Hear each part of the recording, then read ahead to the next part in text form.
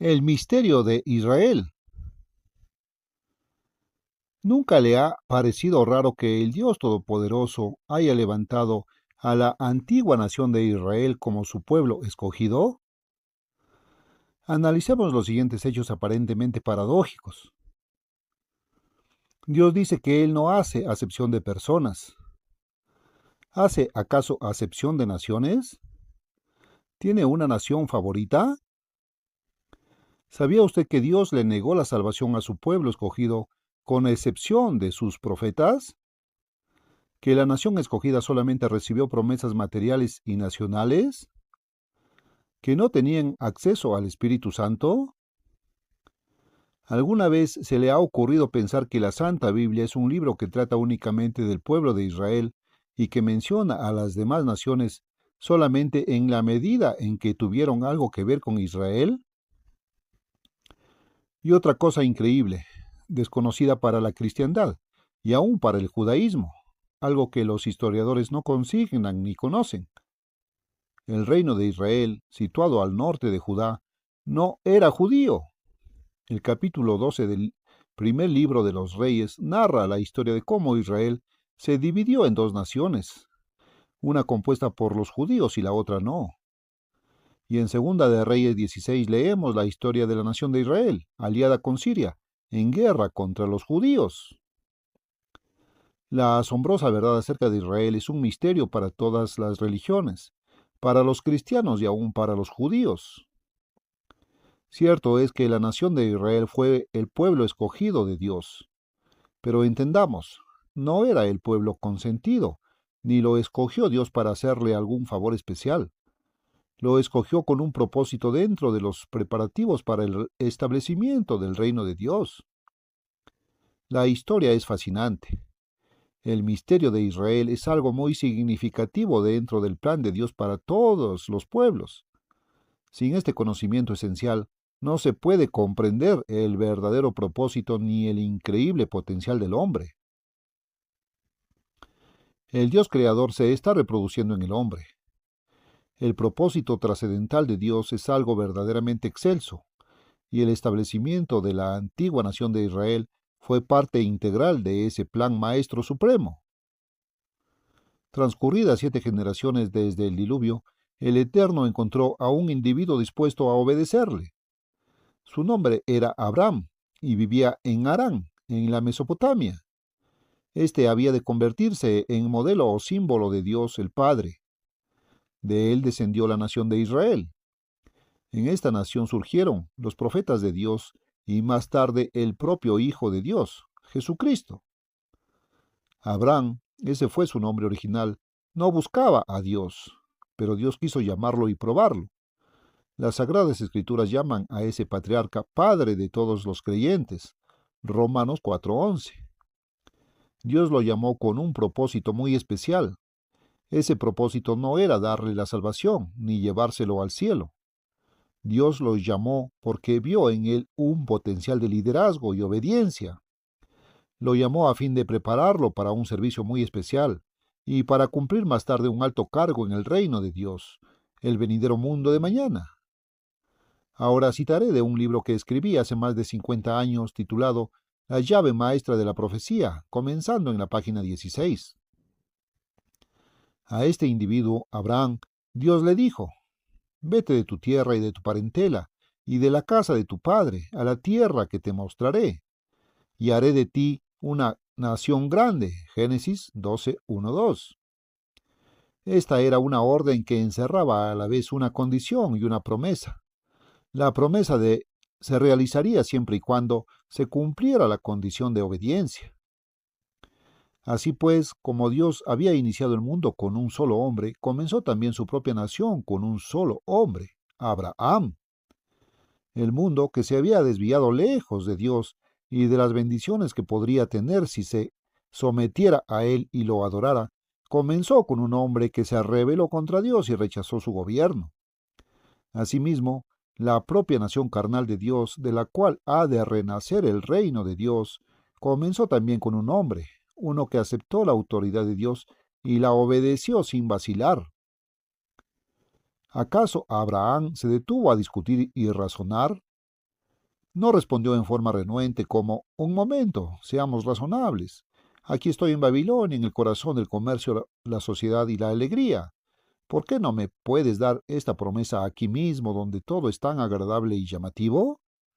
¿Por qué tengo que abandonarlo todo para irme a una tierra incivilizada? ¿Acaso Abraham discutió, se rebeló, resistió o se opuso? Ciertamente no.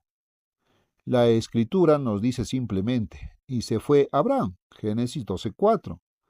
No se puso a discutir con Dios ni sacó sus razonamientos humanos para arguir que Dios estaba totalmente en el error. Tampoco hizo preguntas necias como ¿por qué tengo que irme? ¿No puedo hacer lo que se me antoje? Se fue Abraham, obediencia absoluta e inmediata, sin vacilación. Aquí vemos nuevamente el principio de dualidad. Abraham estaba en el corazón de la civilización del mundo. Recordemos que era un mundo secuestrado, que se desarrollaba bajo la orientación de Satanás. Dios había escogido a Abraham como patriarca de su nación Israel, la congregación o iglesia del Antiguo Testamento. El principio de dualidad se encuentra en los diversos pasos del cumplimiento del propósito divino en la tierra. Primero hubo la congregación física de Israel bajo el antiguo pacto, y luego la iglesia de Dios espiritual bajo el nuevo pacto. La palabra iglesia en el idioma griego del Nuevo Testamento es eclesia, que significa la asamblea de los llamados o convocados. Israel fue el anticipo o símbolo de la iglesia del Nuevo Testamento, y Dios llamó al progenitor de la nación de Israel a salir del mundo de Satanás. Más tarde, Abraham llegó a considerarse como peregrino y extranjero en la tierra. No era este su mundo. Conforme a la fe, murieron todos estos sin haber recibido lo prometido, sino mirándolo de lejos y creyéndolo y saludándolo y confesando que eran extranjeros y peregrinos sobre la tierra. Porque los que esto dicen claramente dan a entender que buscaban una patria, una civilización diferente, pues si hubiesen estado pensando en aquella de donde salieron, ciertamente tenían tiempo de volver, pero anhelaban una mejor, esto es, celestial, por lo cual Dios no se avergüenza de llamarse Dios de ellos, porque les ha preparado una ciudad. Hebreos 11 del 13 al 16. Buscaban otra patria, una celestial, el reino de Dios que se extenderá por toda la tierra. Dios estableció a este individuo cuyo nombre cambió a Abraham como progenitor de la nación de Dios, Israel. Dio a Abraham y a sus descendientes todas las promesas, y nosotros tenemos que ser como Abraham. Por medio de Cristo tenemos que convertirnos en hijos suyos, para que podamos heredar la promesa de vida eterna en el reino de Dios. De su propia nación carnal Israel el Eterno dijo, este pueblo que he creado para mí, a fin de que multiplique mis alabanzas. Isaías 43:21. Esta profecía ha de cumplirse pronto. Pocos han captado la dualidad que caracteriza todo el plan que Dios está cumpliendo aquí en la tierra. Hubo el primer Adán, material y carnal. Luego Cristo, el postrer Adán, espiritual y divino. El antiguo pacto, solamente material y temporal. Y el nuevo pacto, espiritual y eterno. Dios hizo al hombre mortal y físico, del polvo de la tierra y perteneciente al reino humano, pero mediante Cristo puede ser engendrado por Dios para convertirse en espiritual, inmortal y miembro del reino de Dios.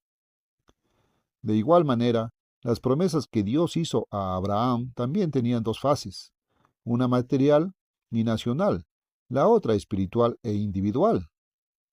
La promesa espiritual del Mesías y de la salvación a través de él es bien conocida por cualquier estudiante de la Biblia.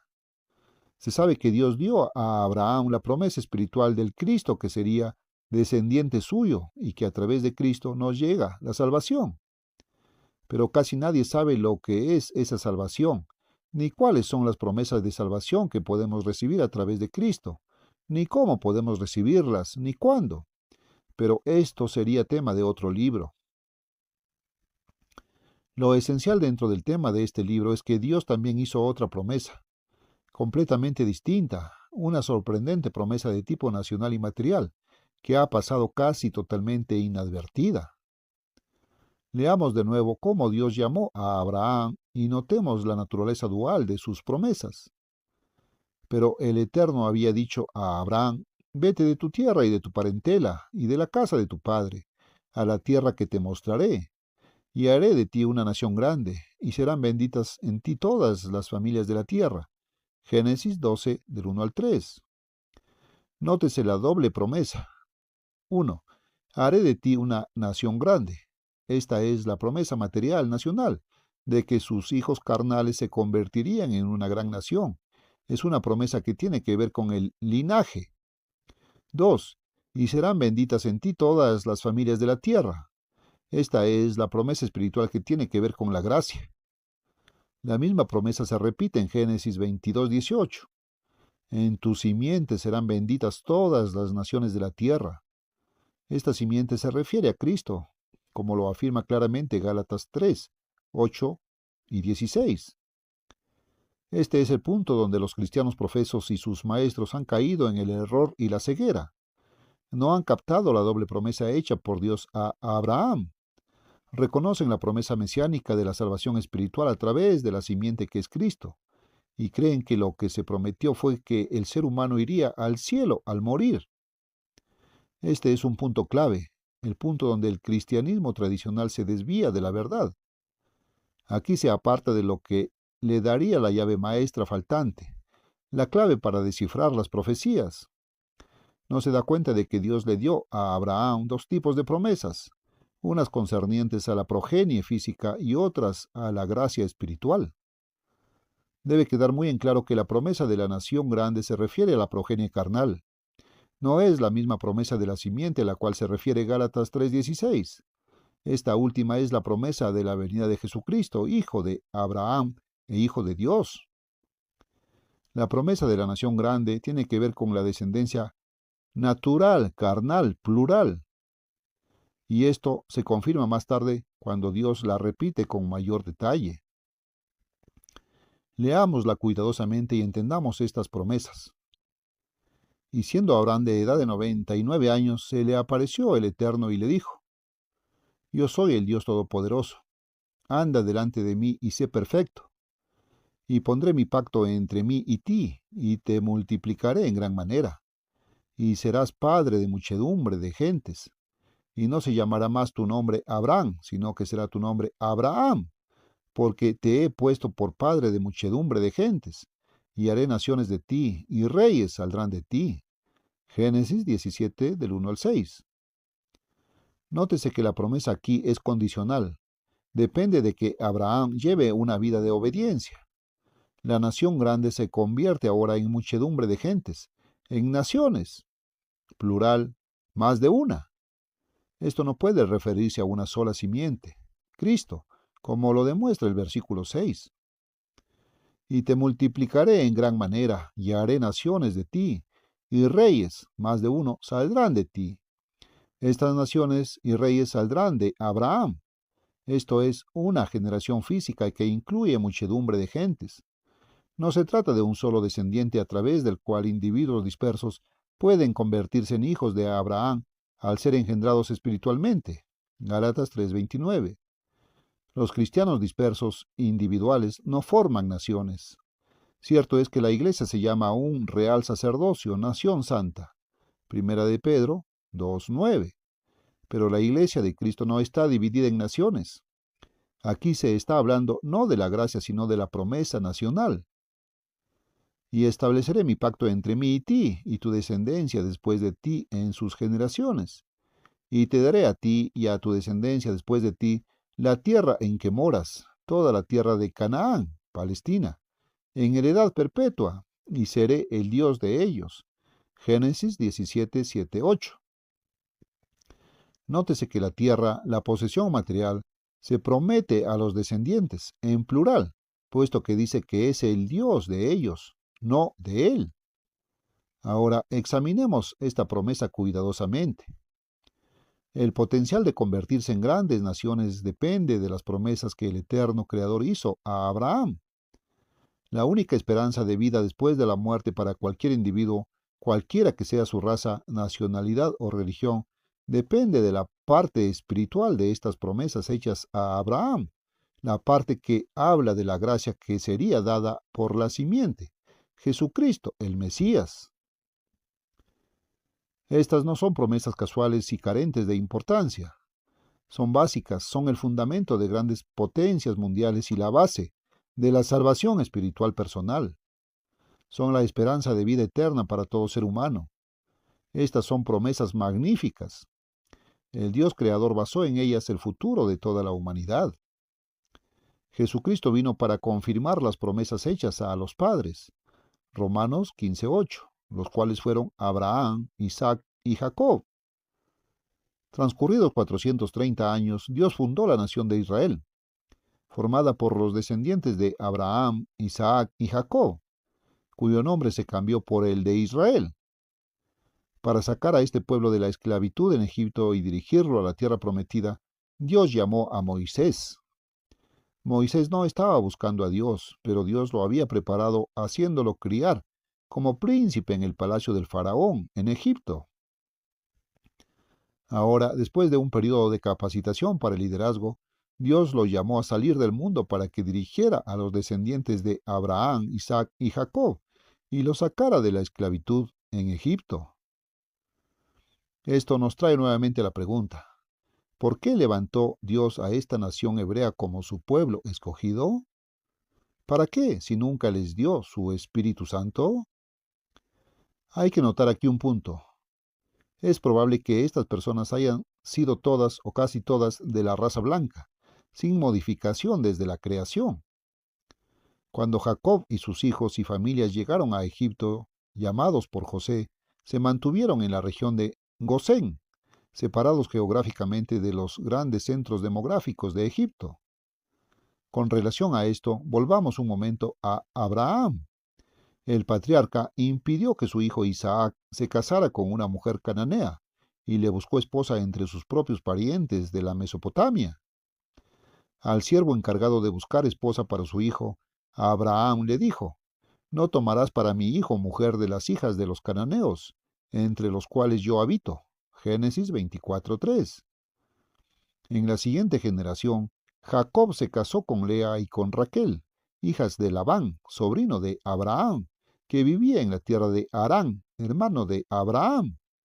Todos los pobladores de Harán, donde vivía Labán, eran de la misma familia de Abraham.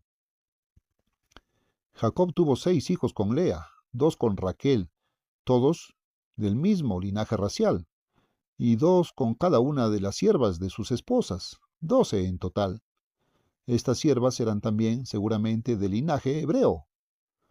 Estos 12 hijos fueron los progenitores de las 12 tribus de Israel. Dios pues preparó a Moisés desde su nacimiento y los llamó, junto con su hermano Aarón, quien le servía de vocero. Moisés era tartamudo. En las plagas que trajo contra Egipto, el Creador se valió de los dioses y los objetos de culto egipcios para mostrar que esos no eran dioses verdaderos. Las plagas fueron enviadas por amor a los egipcios. La última plaga sobrevino después del sacrificio de la Pascua del día 14 del primer mes del calendario sagrado.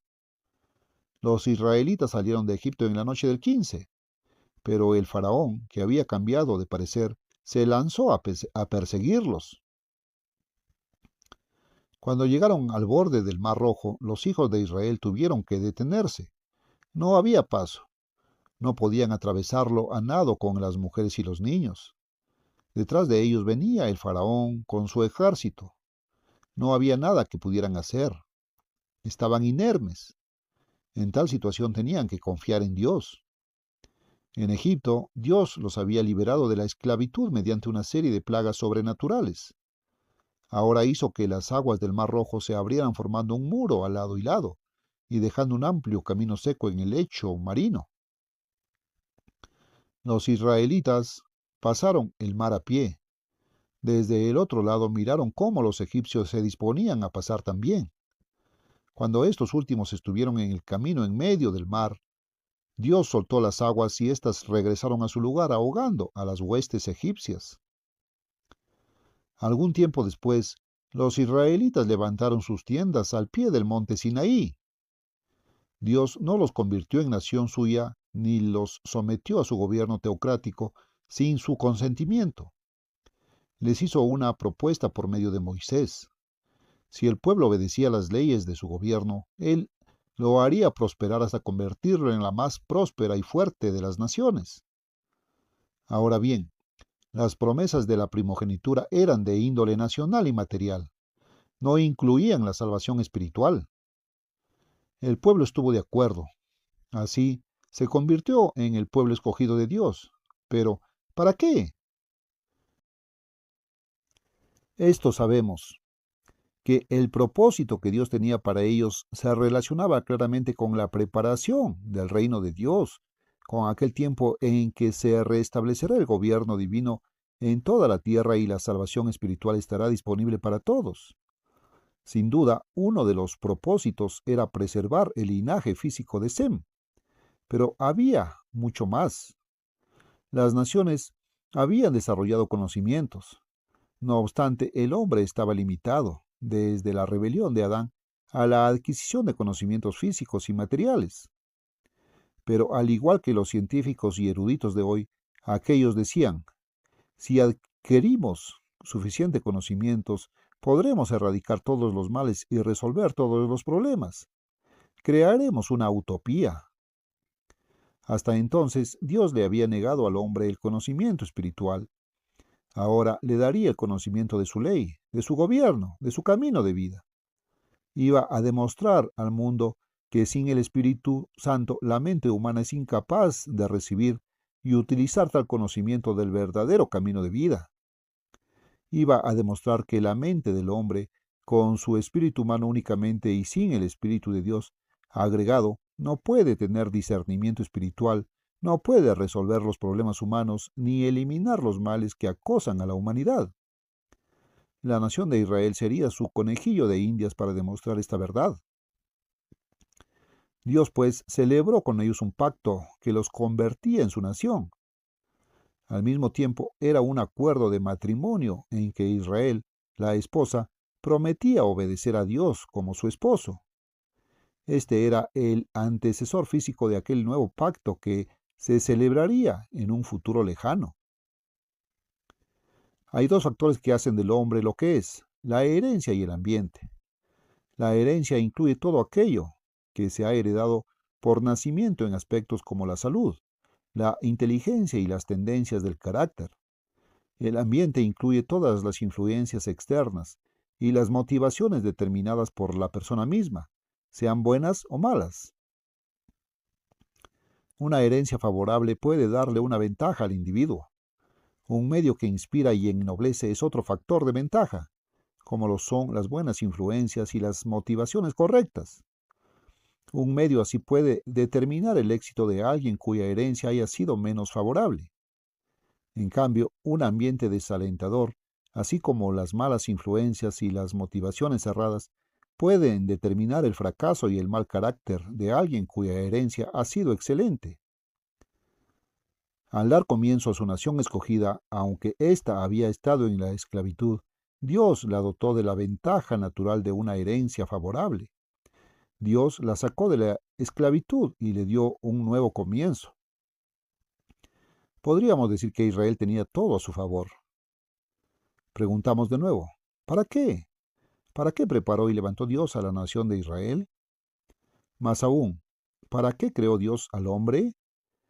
En el hombre, Dios se está reproduciendo a sí mismo. Está creando en el ser humano su propio carácter espiritual perfecto, santo y justo. Esto, a su vez, tiene por objeto la restauración del gobierno de Dios en toda la tierra. Y lo que es más, la creación de miles de millones de seres divinos, que terminarán la creación del vasto e inconcluso universo. Y luego, más allá Dios no ha revelado su propósito.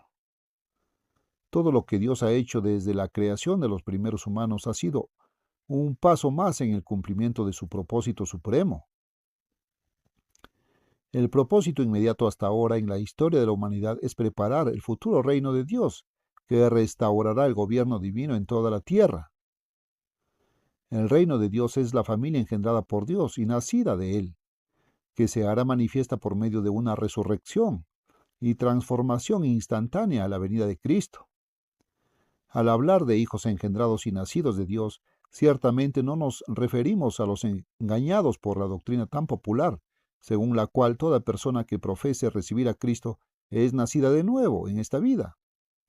Ese es un grandísimo engaño con el cual Satanás ha embaucado a muchos dentro de la llamada cristiandad, haciéndoles aceptar una conversión falsa. Estas personas, por bien intencionadas que sean, están engañadas. Naturalmente, una persona engañada no sabe que lo está y puede estar obrando con gran sinceridad. Ahora, reflexionemos. ¿Qué papel desempeñó la antigua nación de Israel dentro de la preparación del reino de Dios? En primer lugar, Abraham fue un hombre de capacidades excepcionales. Resucitado en el reino de Dios, seguramente estará con sus hijos Isaac e Israel en un puesto de mando bajo Cristo mismo. El reino de Dios será un reino espiritual que incluirá Estado e Iglesia. Aquellos patriarcas probablemente ejercerán autoridad directamente bajo Cristo sobre la Iglesia y el Estado. Moisés, a quien Dios levantó como jefe de Israel y su legislador, aunque el verdadero legislador es Dios el Padre, muy probablemente estará bajo el grupo formado por Abraham, Isaac y Jacob, encabezando los gobiernos nacionales del mundo en el milenio. Josué, sucesor de Moisés, probablemente será su ayudante en el cargo sobre los gobiernos nacionales del mundo. ¿Y la nación de Israel en general? No obstante su herencia favorable, Israel se mostró totalmente inapta.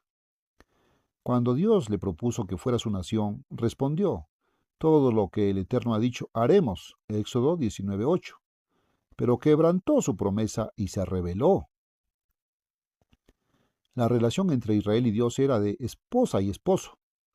Más tarde Dios dijo: pero como la esposa infiel abandona a su compañero, así prevaricasteis contra mí, oh casa de Israel.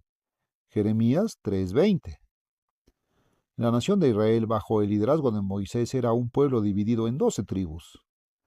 La tierra prometida se llamaba entonces Canaán. La tierra estaba poblada por cananeos, pero Dios había dado esta tierra a los descendientes de Abraham por medio de una promesa. No pertenecía a los cananeos ni a ninguno de los grupos nacionales que la habitaban. Cuando Dios trasladó allí a más de 2 millones de israelitas, les dio la siguiente orden por medio de Moisés: cuando hayáis pasado el Jordán entrando en la tierra de Canaán, echaréis de delante de vosotros a todos los moradores del país, y destruiréis todos sus ídolos de piedra, y todas sus imágenes de fundición, y echaréis a los moradores de la tierra, y habitaréis en ella, porque yo os la he dado para que sea vuestra propiedad. Y si no echareis a los moradores del país de delante de vosotros, sucederá que los que dejareis de ellos serán por aguijones en vuestros ojos, y por espinas en vuestros costados, y os afligirán sobre la tierra en que vosotros habitareis. Números 33, 51 al 53 y 55. Es hora de que entendamos esto. La nación de Israel era la nación de Dios, pero se trataba de una nación física, no espiritual. Sin embargo, Dios le dio la oportunidad de ser su iglesia. Le dio un gobierno nacional y una religión. Dios dispuso que se mantuviera físicamente separada de las demás naciones, tanto en lo nacional como en lo religioso. El matrimonio mixto con otros pueblos vecinos traería dos consecuencias: conduciría a Israel hacia otras religiones idólatras y modificaría su herencia cultural y nacional. Los israelitas no obedecieron a Dios. Mucho después, luego del cautiverio de Israel y Judá, Dios envió bajo el gobernador Zorobabel una colonia de judíos a Jerusalén, tomados de entre la población judía cautiva en Babilonia, para que construyeran el segundo templo. Entre los miembros de esta colonia estaban los profetas Esdras y Nehemías. Contrariando las órdenes de Dios, la gente de la colonia empezó a mezclarse con los cananeos, heteos, jebuseos y demás pueblos. Así, el linaje santo, es decir, puro, pues no tenían el Espíritu Santo, ha sido mezclado con los pueblos de las tierras. Esdras 9:2. El profeta Esdras se enojó. Enfrentándose a la congregación dijo: Vosotros habéis pecado, por cuanto tomasteis mujeres extranjeras, añadiendo así sobre el pecado de Israel. Ahora pues, apartaos de los pueblos de las tierras y de las mujeres extranjeras. Esdras 10:10-11. Jesús nació de la tribu de Judá y era necesario que fuera del linaje genético original, como lo fue Noé. Sin embargo, el antiguo pacto celebrado con Israel en el Sinaí fue un anticipo o modelo del nuevo pacto que ha de celebrarse con la Iglesia del Nuevo Testamento, la Israel y Judá espirituales. Jeremías 31:31, Hebreos 8:6-10. No obstante, algunos individuos en tiempos del Antiguo Testamento sí obedecieron a Dios, y por cuanto fueron profetas vinieron a constituirse en fundamentos de la Iglesia de Dios del Nuevo Testamento. La Iglesia está construida sobre los fundamentos sólidos de los profetas, Antiguo Testamento, y los apóstoles, Nuevo Testamento, siendo Jesús mismo la principal piedra del ángulo, Efesios 2:20. Entre ellos, Elías probablemente estará a la cabeza, bajo Cristo, Abraham, Isaac y Jacob, sobre la Iglesia en todo el mundo. Es posible que Juan el Bautista esté bajo Elías. Hay indicios de que el profeta Daniel estará a la cabeza de las naciones gentiles, enseguida de Cristo y Moisés. ¿Qué función desempeñó la nación de Israel dentro de los preparativos para el reino de Dios? Ya hemos mencionado cómo los intelectuales y eruditos del mundo creen que con suficiente conocimiento el hombre carnal podrá resolver todos los problemas de la humanidad. Dios dejó que las generaciones de Israel y Judá demostraran, mediante siglos de experiencia humana, que aún bajo las circunstancias más favorables, el hombre sin el Espíritu Santo de Dios no puede resolver los problemas y males de la humanidad. Durante los últimos 20 años, he hablado con muchos jefes de gobierno en Europa, Asia, África y Suramérica. En los países comunistas me parece que los jefes de gobierno esperan que el comunismo resuelva todos los problemas y los males del mundo. Y en otros países parece que los dirigentes esperan que el capitalismo y la democracia hagan otro tanto. Pero muchos reyes, emperadores, presidentes y primeros ministros con quienes he hablado en privado comprenden ya que el hombre es totalmente incapaz de resolver los problemas de la humanidad. Así les he dicho claramente a muchos dirigentes y jefes de Estado en todo el mundo. Los problemas y males son de índole espiritual, y la mente carnal sin el Espíritu Santo de Dios no puede hacer frente a los problemas espirituales. Las décadas y siglos que transcurrieron en la antigua Israel demostraron que es así. Dios le negó a la humanidad el conocimiento de los caminos correctos de vida, hasta el establecimiento de la nación de Israel. A Israel le dio sus estatutos y juicios, así como su ley espiritual. Pero sin el Espíritu Santo de Dios, estas leyes perfectas no resolvieron los problemas de la nación. Dios pudo haber dicho sencillamente: yo soy Dios, créanme. Pero Él demostró por medio de Israel que sin el Espíritu Santo el hombre es totalmente incapaz. Los israelitas podían incluso apelar a Dios, pero no tenían su Espíritu en ellos. Quiero recalcar este punto. Cuando Adán rechazó el árbol de la vida y se arrogó la prerrogativa de determinar qué es el bien y qué es el mal, su poder y capacidad para el bien quedaron limitados al nivel de su espíritu humano. En la naturaleza humana hay bien y hay mal. El bien no es una acción física o material, sino un atributo espiritual. Si Adán hubiese tomado del árbol de la vida, el Espíritu Santo de Dios hubiera entrado en él, y uniéndose a su espíritu humano, habría unido al hombre con Dios como hijo de Dios. El Espíritu Santo implicaba algo más que el conocimiento espiritual del bien. No son los oidores de la ley, del bien, los que son justificados, sino los hacedores. Romanos 2:13. El amor, pero no el amor humano. es el cumplimiento de la ley. Se necesita el amor de Dios, derramado en nuestros corazones por el Espíritu Santo. Romanos 5:5. Dios reveló su ley a la nación de Israel. Uno de los propósitos de esta nación era demostrar mediante la experiencia humana que el hombre sin el Espíritu de Dios no puede ser justo. En este punto, repasemos brevemente la historia de la nación israelita, así como de las naciones gentiles. El pueblo de Israel recibió una declaración y una promesa de suma importancia, como consta en Levítico 26. Nuevamente cito del libro La llave maestra de la profecía, comenzando en la página 106. En esta profecía fundamental, Dios reafirmó la promesa de la primogenitura para los que vivieron durante la época de Moisés, pero con ciertas condiciones.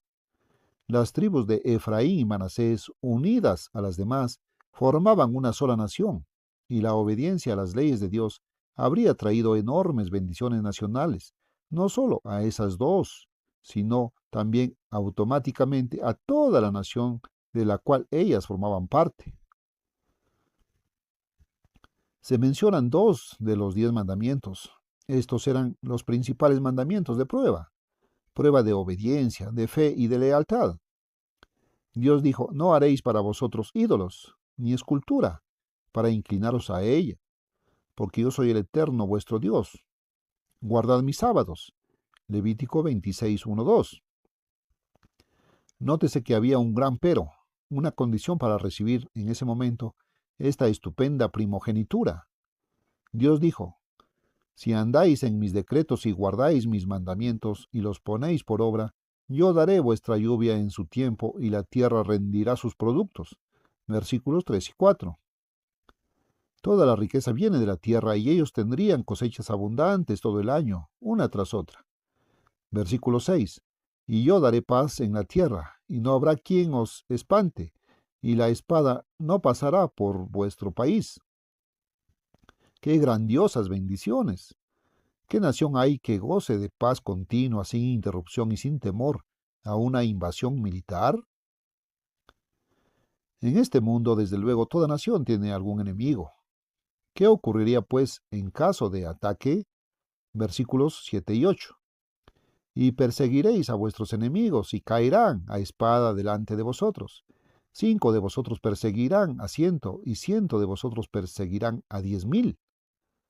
Como muchas naciones del mundo son agresoras, Israel estaría sujeta a ataques. Pero una nación que tuviera la superioridad militar necesaria para derrotar a sus agresores se convertiría en la nación predominante y más poderosa del mundo, especialmente si tuviera además grandes recursos y riquezas. Versículo 9. Porque yo me volveré a vosotros y os haré crecer y os multiplicaré y afirmaré mi pacto con vosotros. Mas ahora vemos la alternativa. Si no se cumplieran las condiciones, si no me oís, ni hacéis todos estos mis mandamientos, yo también haré con vosotros esto. Enviaré sobre vosotros terror, extenuación y calentura, que consuman los ojos y atormenten al alma, y sembraréis en vano vuestra semilla, porque vuestros enemigos la comerán. Pondré mi rostro contra vosotros, y seréis heridos delante de vuestros enemigos, y los que os aborrecen se enseñorearán de vosotros. Versículos del 14 al 17. Serían invadidos y conquistados, esclavizados, de nuevo tal como lo fueron en Egipto. Ahora continuamos en Levítico 26. Y si aún con estas cosas no me oís, yo volveré a castigaros 7 veces más por vuestros pecados. Versículo 18. Cuando llegamos a la expresión yo volveré a castigaros 7 veces más por vuestros pecados en Levítico 26, vemos claramente, tanto por la estructura de la frase como por el cumplimiento real, que ello se refiere a una duración de 7 tiempos o años proféticos, y el principio de un año por un día nos da 7 años de 360 días, para un total de 2520 días. Cuando cada día corresponde a un año de castigo, y en este caso, como en Números 14:34, el castigo es la postergación de una bendición, Entonces el castigo viene a ser que Dios retiene las bendiciones prometidas durante un lapso de 2520 años. Ahora bien, eso fue exactamente lo que ocurrió. Ese castigo nacional, o sea, la retención de las promesas de la primogenitura que se referían a la prosperidad y el poderío nacionales, se aplicaba únicamente a la casa de Israel encabezada por las tribus de Efraín y Manasés. El cumplimiento de esas promesas, precisamente en el año 1800, constituye uno de los episodios más asombrosos de la Biblia y de la historia universal. Este cumplimiento, paso a paso, se revela en nuestra publicación gratuita, La llave maestra de la profecía. Israel prometió obedecer a Dios, pero no lo hizo. Mientras Moisés se encontraba en el monte Sinaí con el Eterno, recibiendo instrucciones, el pueblo fundió un becerro de oro para adorarlo en lugar del eterno Dios. Por sus murmuraciones, su falta de fe y su desobediencia, Dios les impidió la entrada a la tierra prometida por 40 años. Al cabo de estos 40 años, Moisés murió. Los israelitas cruzaron el río Jordán a la tierra prometida bajo el liderazgo de Josué. En vida de Josué más o menos obedecieron a Dios, pero no todo. Muerto Josué, cada individuo hizo lo que le parecía bien a sus propios ojos. Por su desobediencia, estas personas habían de caer en el cautiverio a manos de los reyes vecinos. Entonces clamarían al Eterno y él enviaría un dirigente para que los librara. El proceso se repitió una y otra vez. Transcurridas algunas generaciones, Dios les dio un profeta que los dirigiera y los guiara, el profeta Samuel. Pero entonces el pueblo, siguiendo el ejemplo de las naciones vecinas, quiso tener un rey humano que los gobernara. Dios le dijo a Samuel que no lo estaban rechazando a él, sino a Dios mismo. Samuel había gobernado como siervo de Dios y el gobierno en realidad había sido de Dios. Dios les dio lo que pidieron. El rey Saúl, un líder de talla alta e imponente.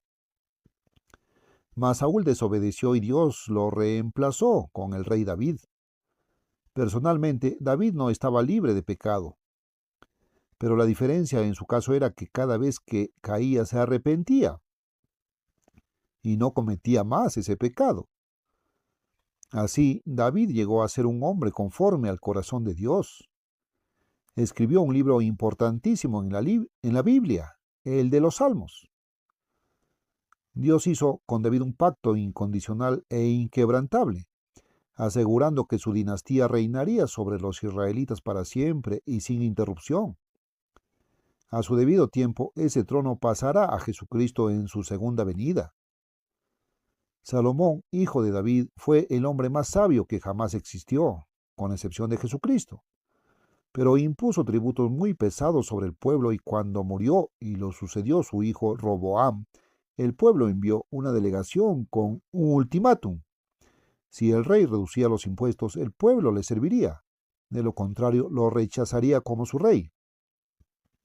Siguiendo el consejo de sus asesores más jóvenes, Roboam respondió que agravaría aún más los impuestos. El pueblo se volteó en contra de la casa de David y nombró rey a Jeroboam, quien había ocupado el cargo que hoy llamaríamos de primer ministro bajo el rey Salomón.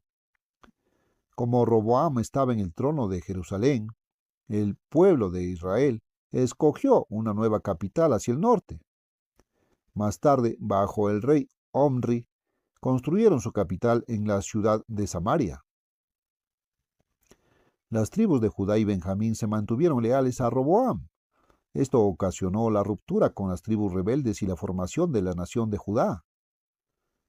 Al asumir el trono, Jeroboam depuso a los levitas de su oficio sacerdotal, porque temía que hicieran volver el corazón del pueblo a Roboam. También cambió las fiestas santas del séptimo mes, trasladándolas al octavo, y hay fuertes indicios de que cambió el día de reposo del sábado al domingo, el primer día de la semana. El sábado era materia de un pacto eterno entre Dios e Israel, el cual había de distinguir a Israel entre todos los pueblos. Éxodo 31 del 12 al 18. Y además le recordaría cada semana que su Creador era el Eterno. porque en 6 días renovó o recreó Dios la tierra, y la creación es prueba de la existencia de Dios. Así, el pueblo de Israel se convirtió en las 10 tribus perdidas. Perdieron la señal del pacto que las identificaba como Israel. Perdieron el conocimiento de Dios, su Creador, y pronto perdieron también su lengua hebrea. Durante un periodo que abarcó 19 reyes y 7 dinastías, el reino de Israel, compuesto por las 10 tribus, siguió pecando, rechazando los ruegos de los profetas que Dios le enviaba. Los asirios conquistaron a la casa de Israel luego de un sitio aproximadamente en el año 721 a.C. La gente fue sacada de sus casas, sus fincas y aldeas y llevada en cautiverio a Asiria, en la costa sur del mar Caspio. De allí, en un lapso de 100 años, los israelitas emigraron hacia el noroccidente, como las 10 tribus perdidas.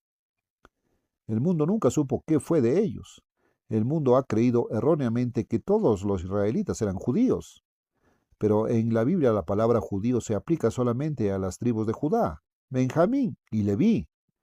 Los levitas se habían unido al reino de Judá cuando Jeroboam los expulsó. A partir del cautiverio de Israel, 721 a.C., esa nación sufrió 2520 años de castigo, tal como fue predicho en Levítico 26. Durante ese tiempo, las promesas de prosperidad y poderío que Dios había dado a Abraham estuvieron retenidas. Este lapso habría de terminar en 1800, cuando Israel recibiría el dominio económico y la supremacía nacional. Tenía que ser así, pues Dios lo había prometido incondicionalmente a Abraham. La manera como a partir del año 1800 Israel recuperó el dominio y la prosperidad prometida por Dios incondicionalmente es materia de nuestro libro titulado La llave maestra de la profecía. Mientras tanto, los judíos del reino de Judá sufrieron también la derrota y el cautiverio, en este caso a manos de Nabucodonosor, rey de Babilonia. Entre los cautivos judíos llevados a Babilonia había un joven brillante de nombre Daniel, profeta y autor del libro de la Biblia que lleva su nombre. Dios se valió del profeta Daniel como intermediario entre él y el rey Nabucodonosor. Aquel rey gentil había organizado el primer imperio del mundo, reuniendo a varias naciones bajo un solo gobierno. Dios utilizó a Daniel para hacer saber al rey de Babilonia que el Dios creador rige la tierra y que Nabucodonosor conservaba su trono solo por la voluntad divina. En realidad, Dios le estaba dando al rey la oportunidad de venir a estar bajo el gobierno divino y de recibir como consecuencia las bendiciones de Dios. La profecía del capítulo 2 del libro de Daniel muestra una imagen formidable que representa el imperio caldeo de Nabucodonosor, seguido por el imperio persa y luego por el greco-macedonio, el romano y todo el sistema de gobiernos humanos, que será destruido y reemplazado por el reino de Dios, bajo Jesucristo como Rey de Reyes en la tierra. Las profecías de Daniel 7 y de Apocalipsis 13 y 17 se refieren a lo mismo. Aunque Nabucodonosor reconoció la existencia de Dios, nunca le obedeció. Mientras tanto, Dios se mantuvo al margen de los demás pueblos. El imperio persa sucedió al imperio caldeo de Nabucodonosor. 70 años después del cautiverio de Judá y la destrucción del templo de Salomón, Dios movió al rey Ciro de Persia para que enviara de regreso a Jerusalén una colonia de judíos, tomados de entre los cautivos para que construyeran un segundo templo. La colonia estaba encabezada por Zorobabel como gobernador. También estaban allí los profetas Esdras y Nehemías. Zorobabel construyó el segundo templo, al cual vino Jesús unos 500 años más tarde. Los romanos asumieron el poder antes del nacimiento de Jesús. Poco antes de nacer Jesús, el rey Herodes, quien gobernaba a los judíos y servía a los romanos, hizo renovar y ampliar el templo. Esta colonia de judíos que regresó a Jerusalén unos 500 años antes de Cristo se extendió por el territorio de Judea. Pero con esta colonia no regresó a Jerusalén ninguno del reino de Israel. La casa de Israel había emigrado hacia el norte y el occidente y había perdido no solo su lengua hebrea, sino también su identidad. El mundo la conoce como las 10 tribus perdidas. Sobre esto volveremos más tarde. Fue durante estos 500 años que Dios envió a los llamados profetas menores, a los judíos en Judea. También hacia fines de este periodo, los ancianos del pueblo judío modificaron ciertos puntos de la religión iniciada por Moisés, hasta convertirla en el judaísmo de los tiempos de Jesús. El escenario estaba listo para su llegada. Ahora regresemos al tema de la nación de Israel compuesta por las 10 tribus perdidas. Como dijimos arriba, habían emigrado hacia el norte y el occidente antes del cautiverio de Judá. Los asirios se establecieron en el centro de Europa. Sin duda, los alemanes son en parte descendientes de los antiguos asirios. Pero las 10 tribus perdidas, el reino de Israel, prosiguieron hacia Europa occidental e Inglaterra. No podemos saber con certeza la identidad de las distintas tribus hoy, pero los franceses, o al menos los del norte, probablemente corresponden a la tribu de Rubén. Efraín y Manasés continuaron hasta las Islas Británicas. Se convirtieron en pueblo colonizador y, de acuerdo con la profecía, habían de perder su primera colonia. Poco antes de morir Jacob, quien había recibido el nombre de Israel, confirió las bendiciones de la primogenitura a los 2 hijos de José, Efraín y Manasés. Aunque estaba ciego y no podía ver a los niños frente a él, Jacob, ahora Israel, cruzó las manos y extendió su mano derecha y la puso sobre la cabeza de Efraín, que era el menor, y su mano izquierda sobre la cabeza de Manasés, colocando así sus manos adrede, aunque Manasés era el primogénito. Y bendijo a José, diciendo: El Dios en cuya presencia anduvieron mis padres, Abraham e Isaac, el Dios que me mantiene desde que yo soy hasta este día, el ángel que me liberta de todo mal, bendiga a estos jóvenes, y sea perpetuado en ellos mi nombre, y el nombre de mis padres Abraham e Isaac, y multiplíquense en gran manera en medio de la tierra. Génesis 48, del 14 al 16. Citamos nuevamente de la llave maestra de la profecía. ¿Quiénes habrían de multiplicarse en gran manera? ¿Quiénes habrían de tener la numerosa descendencia que sumaría miles de millones? No era Judá, padre de los judíos, sino Efraín y Manasés. ¿Por qué los dirigentes religiosos y estudiosos de la Biblia no han captado esta verdad expuesta tan claramente en las Sagradas Escrituras? Israel no confirió esta bendición a uno solo, sino a ambos. Bendiga a estos jóvenes. Parte de la bendición conjunta era: se ha perpetuado en ellos mi nombre. Su nombre era Israel. Por lo tanto, el nombre de Israel no ha pasado a los judíos descendientes de Judá, sino a los descendientes de estos 2 jóvenes.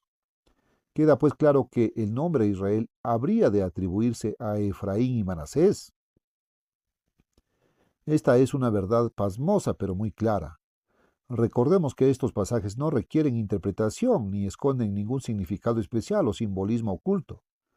Se trata de una afirmación clara y escueta, que el nombre de Jacob, cambiado a Israel, sería posesión y propiedad de los pueblos de Efraín y Manasés.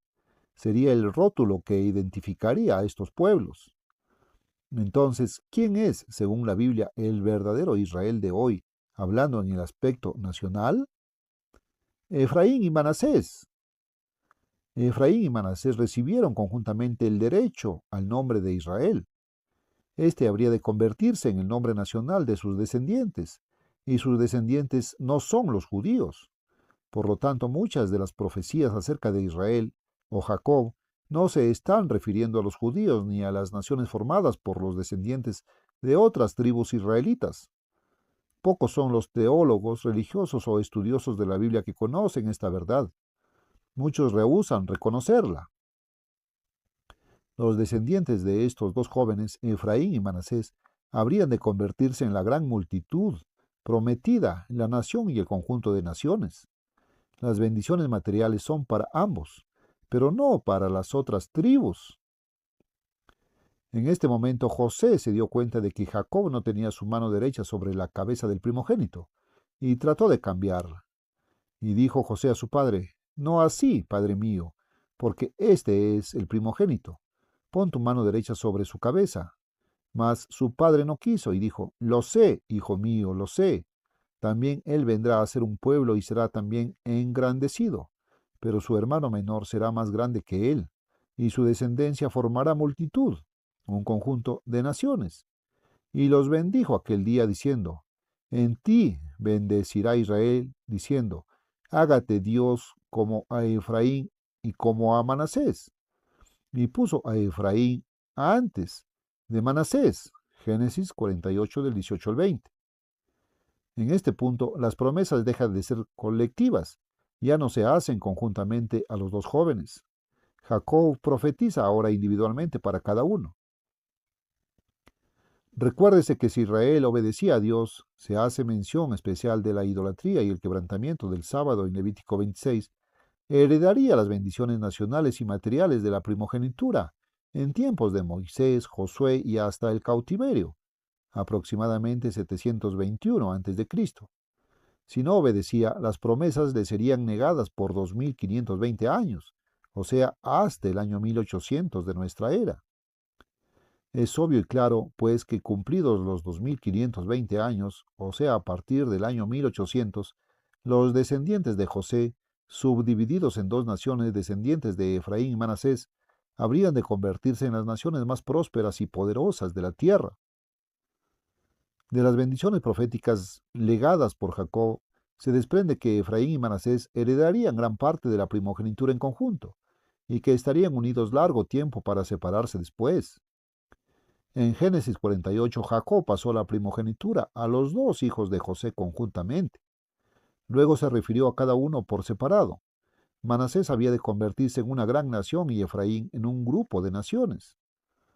En su profecía para estos últimos días, Jacob dijo, rama fructífera es José, rama fructífera junto a una fuente, cuyos vástagos se extienden sobre el muro.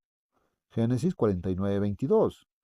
En otras palabras, José, Efraín y Manasés conjuntamente, sería un pueblo colonizador y sus colonias se extenderían desde las Islas Británicas por el resto del mundo.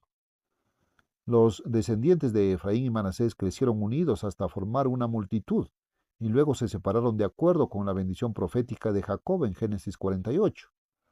Esta profecía corresponde a los pueblos de Gran Bretaña y los Estados Unidos. ¿Cómo es posible que los Estados Unidos sean Manasés si gran parte de su población no vino de Inglaterra sino de otras naciones? La respuesta es que gran parte de Manasés permaneció con Efraín hasta la separación de las colonias norteamericanas. Pero el pueblo había de ser zarandeado entre todas las naciones, como el grano en una criba, sin que se perdiera ni un solo grano. Amós 9:9. Ese pueblo se filtró entre muchas naciones. Efraín y gran parte de Manasés emigraron juntos a Inglaterra, pero muchos de la tribu de Manasés se habían filtrado entre otras naciones, y más tarde, después de constituida la nación norteamericana, llegaron allí como inmigrantes.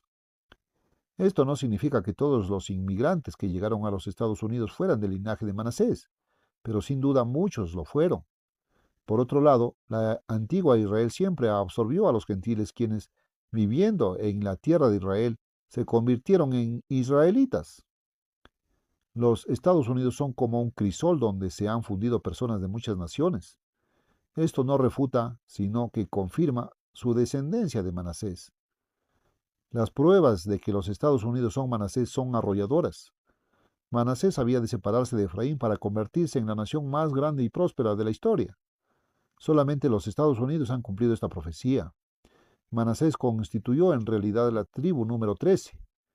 Las tribus originales fueron 12, de las cuales José formaba parte.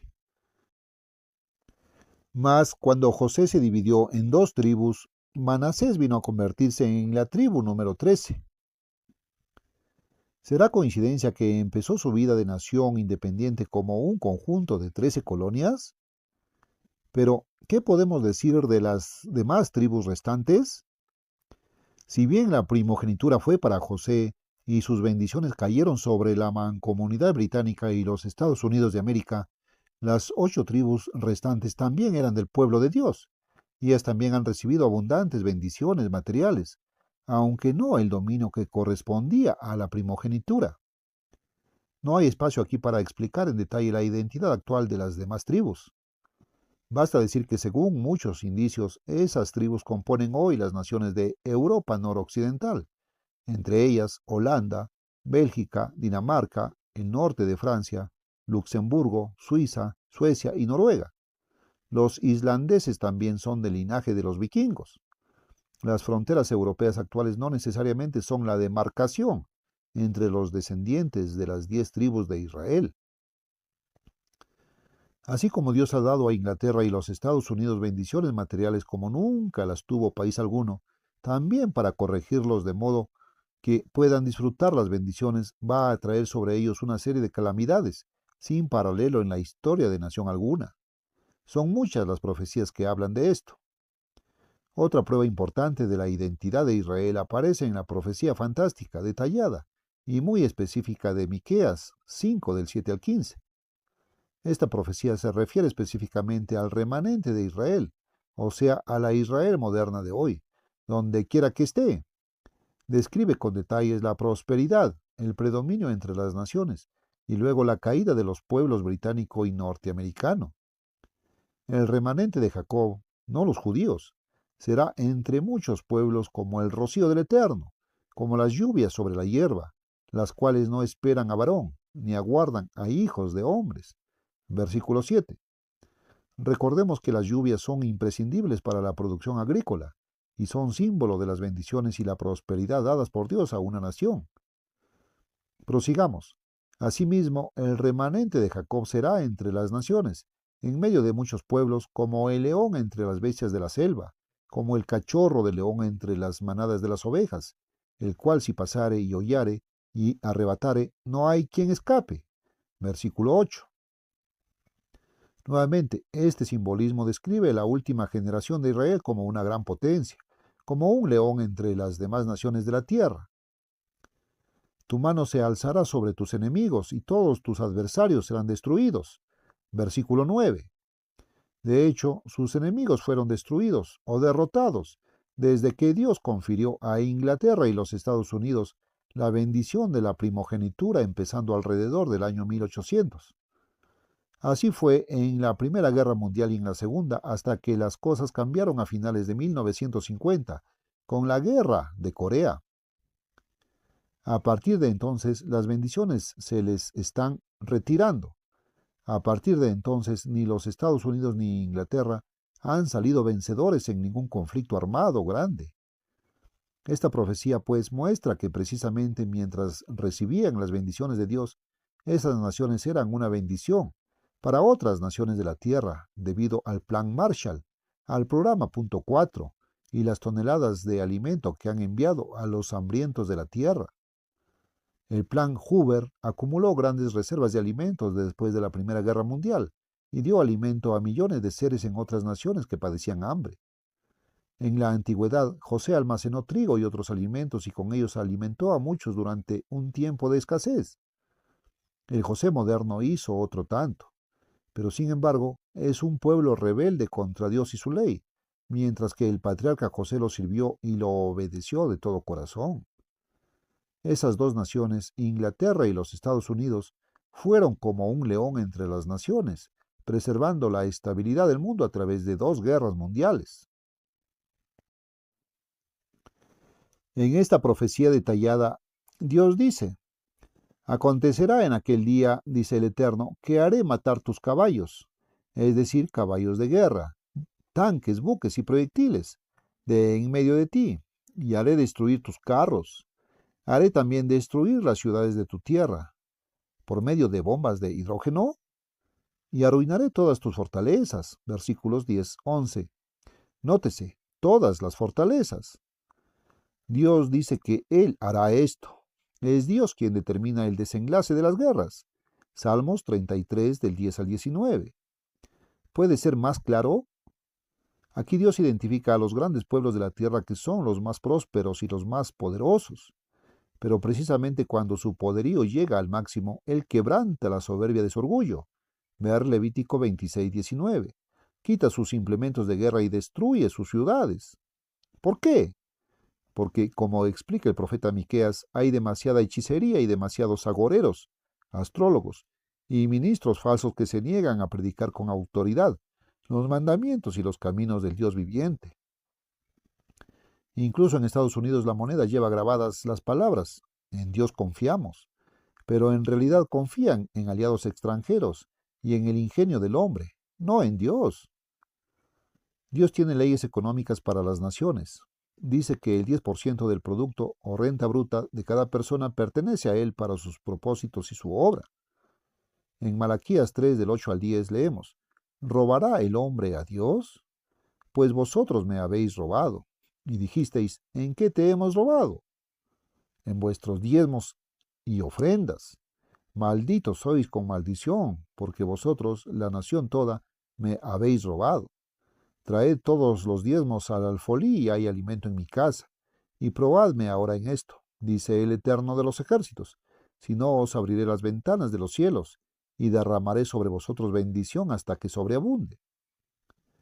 Después del año 1800, las naciones de habla inglesa prosperaron por causa de la obediencia de Abraham y las promesas inquebrantables que Dios le había hecho. Pero habiendo recibido la prosperidad individual y nacional, estas naciones pecan robándole a Dios. Esto las ha puesto bajo maldición.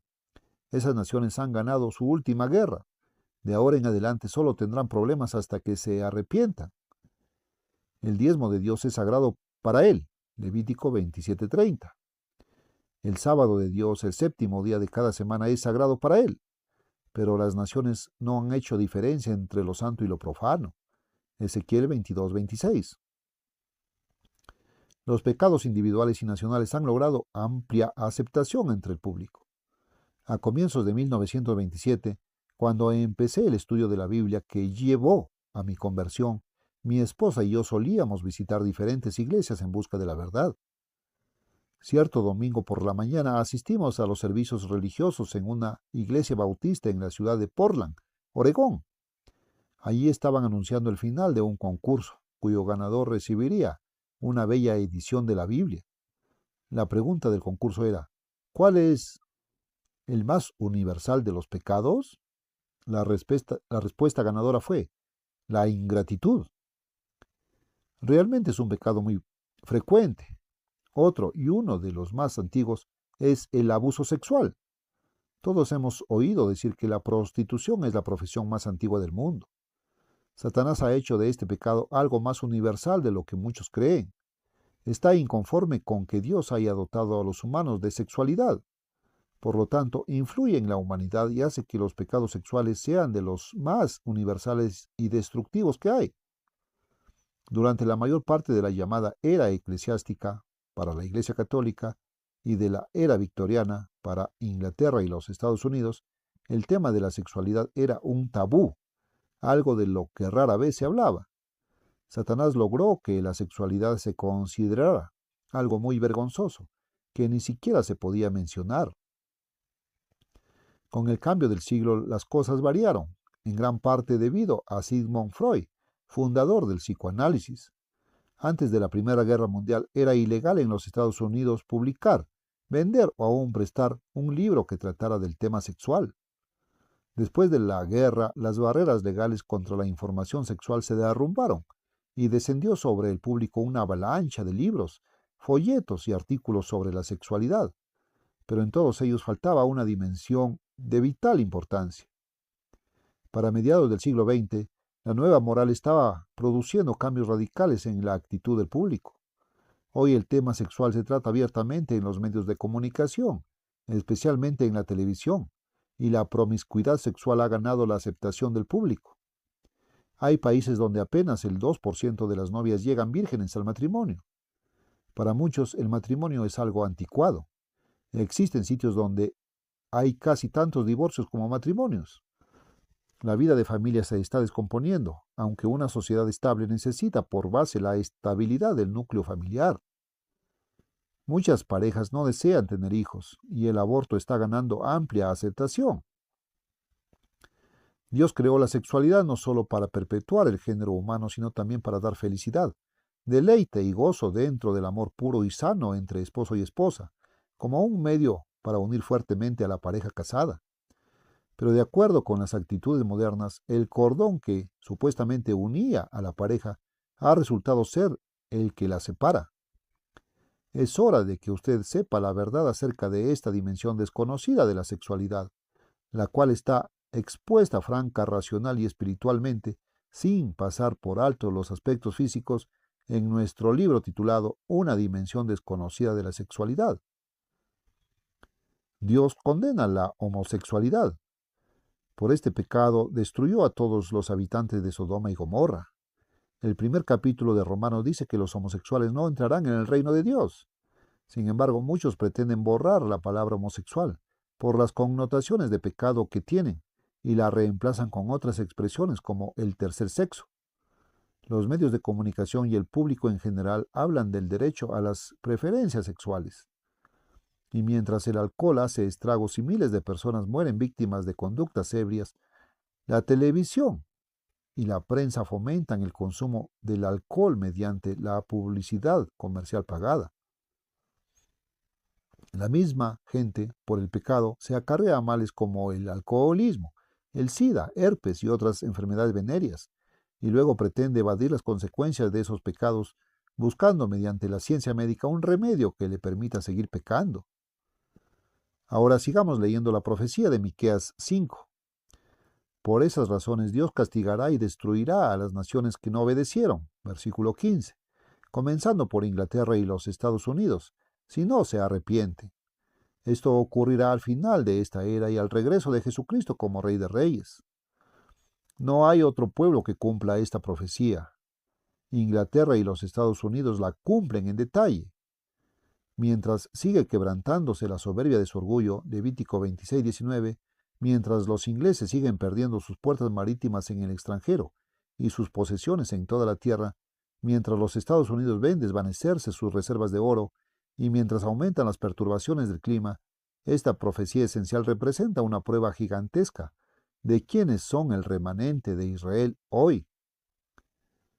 Ahora se verá claramente, por las advertencias proféticas de Dios, que este gran castigo correctivo intenso caerá primero sobre los pueblos de Estados Unidos y Gran Bretaña, e incluirá a los miembros y exmiembros de la comunidad británica.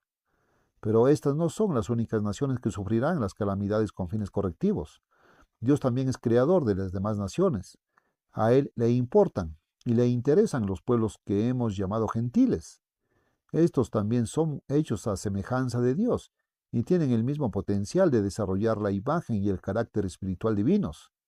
Dios envió al apóstol Pablo a las naciones gentiles. Toda la humanidad se ha rebelado contra Dios, lo ha rechazado y se ha apartado de sus caminos. No habrá paz en la tierra hasta que todas las naciones se vuelvan a Dios y sus caminos y acaten su gobierno supremo.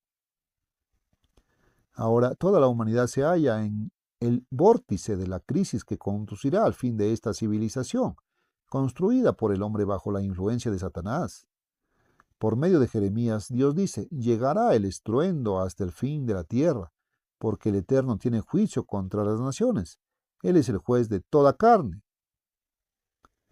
La pura verdad lleva las advertencias de Dios a todo el mundo, pero la humanidad, con excepción de unos cuantos individuos, no hace caso. ¿Qué hará Dios entonces? Entregará a los impíos a espada, dice el Eterno.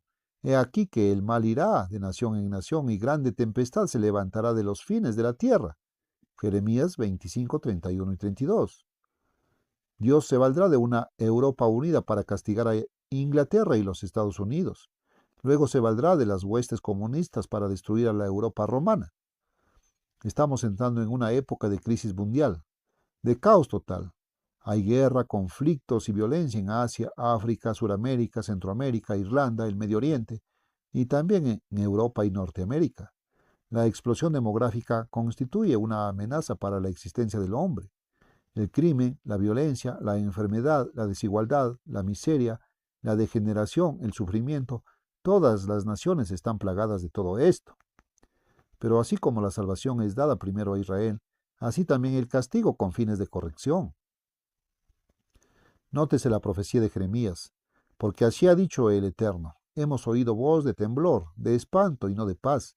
Inquirid ahora y mirad si el varón da a luz, porque he visto que todo hombre tenía las manos sobre sus lomos, como mujer que está de parto, y se han vuelto pálidos todos los rostros. Ah, cuán grande es aquel día, tanto que no hay otro semejante a él. Tiempo de angustia para Jacob. Jeremías 30 del 5 al 7. Recordemos que al transmitir la primogenitura a los dos hijos de José, Génesis 48, 16, Jacob dijo, sea perpetuado en ellos mi nombre, en Efraín y Manasés, que son hoy Inglaterra y los Estados Unidos. Esto nos dice quiénes recibirán esta terrible calamidad nacional. Pero, ¿cuándo ocurrirá? No creamos que esto ya sucedió en la antigua Israel. Sigamos leyendo para ver cuándo se cumplirá esta profecía. Continuamos en Jeremías 30, del 7 al 9. Tiempo de angustia para Jacob, pero de ella será librado, cuando haya aprendido la lección. En aquel día, dice el Eterno de los ejércitos, yo quebrantaré su yugo de esclavitud de tu cuello, y romperé tus coyundas, y extranjeros no lo volverán más a poner en servidumbre, sino que servirán al Eterno su Dios y a David, su rey, a quien yo les levantaré en la resurrección, cuando regrese Jesucristo.